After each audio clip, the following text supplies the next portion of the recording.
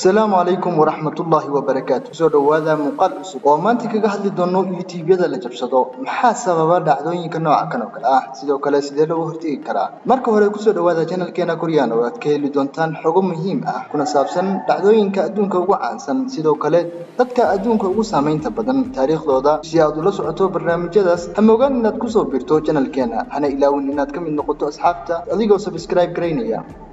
YouTube-ku sida aan ognahay waa barnaamij ay leedahay shirkadda Google waxayna qofka YouTuber-ka u saacidaa inuu ka helo lacag iyada oo isla shirkadda Google-na lacag ka hesho. Hadaba muddooyinkii dambe waxaa soo baadanayay dhalinyaro YouTube-kooda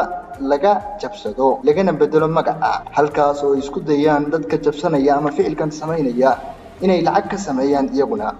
haddaba maxaa sababa dhacdooyinkan sideese loogu hortagi karaa arrimaha kan soo badanaya waxa uu sabab ah khalad ka yimaada qofka YouTube-ka iska leh 98% khaladkaasna waxaan ula jeedaa kow inuu la wadaago qof kale Gmail-kiisa Gmail-ka uu YouTube-ka ka isticmaalo oo khalad aad u weyn ah sababtoo ah waxa uu sahlaysaa in qofku ku jabsado isagoo adeegsanaya Gmail u eeg shirkadda YouTube ku isticmaasho waxaana kula wadaagayaa fariin aad u malaynayso inay ku soo diray shirkadda YouTube taas oo fududeynaysa hackerka inaad aaminto adigoon ogeyn qofkan cidda uu yahay waxaana ka mid ah xeeladaha isticmaalaan linki in lagu soo diro laguna dhaho fadlan linkigan ku dhufo waxaadna buuxisaa foomkan soo socdaa adigoo ku qoraya Gmail-kaaga password-kaaga number-kaaga xataa goobta aad degan tahay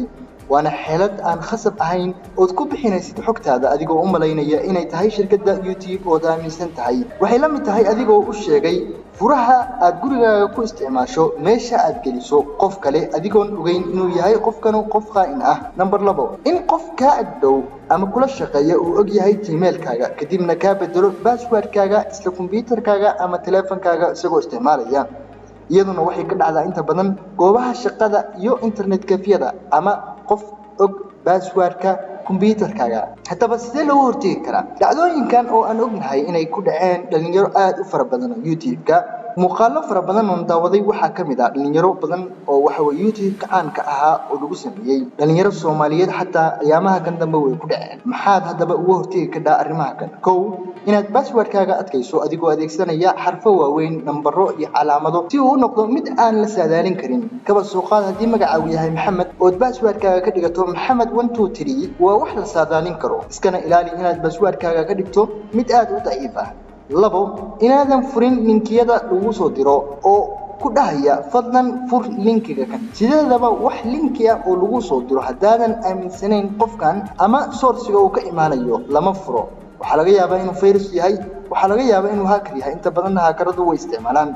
number 3 inaad number-kaaga iyo Gmail-kaaga isku xidho wax loo yaqaan two way verification si haddii qof isku dayo xataa inuu jabsado Gmail-kaaga aad ula socoto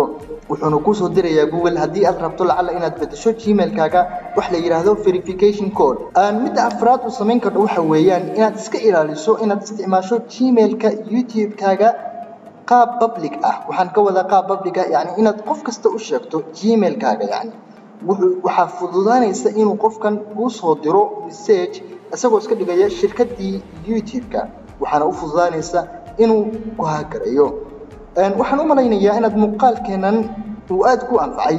fadlan haddaad ku cusub tahay channel-keena ha ilaawin inaad subscribe tiraahdo sidoo kale aad la wadaagto asxaabtaada insha Allah usbuuca dambe waxaan soo diyaarin doonaa muuqaal ku saabsan sida YouTube-ka Facebook-ka Instagram-ka xataa WhatsApp-ka ama Telegram-ka lacag looga sameyn karo ha moogaan muuqaaladeena soo socda waana mahadsan tahay